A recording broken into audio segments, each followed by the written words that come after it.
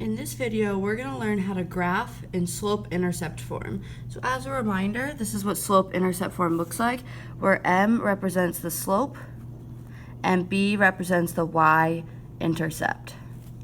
So if I'm given an equation, and to identify the slope, I look at the number in front of x as long as y is by itself. Y is by itself, so the number in front of x is 4, so that's my slope. Now I need to identify the y-intercept, and that would be 2. So that's b equals 2. And then I can plug that in and go ahead and graph it. So let's look at an example when it's the opposite, when I'm given the graph and I need to find the equation of the line.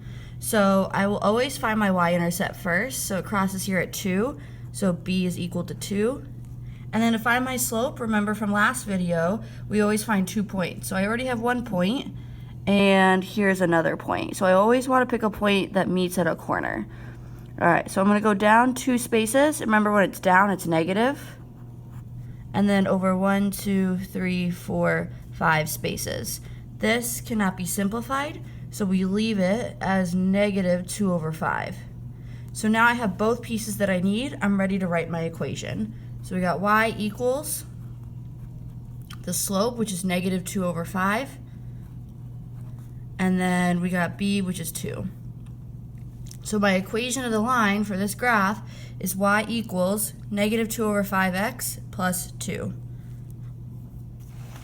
So let's look to see how I did that. So we plot the y-intercept, and then we use the slope to graph the line. So this is kind of the opposite, where we're given an equation and asked to graph. So we're going to plot our y-intercept. So here our y-intercept is 5. So we're going to go ahead and plot a y-intercept of 5. All right. So then here my slope is 3, which we need a fraction. So we're going to rewrite this as 3 over 1. So we're going to go up 3 spaces and over 1. And then there's my equation of the line. There's my picture of this equation. Let's try another one. So again, we're going to plot the y-intercept. My y-intercept here is negative 2. So I'm going to go ahead and plot that at negative 2.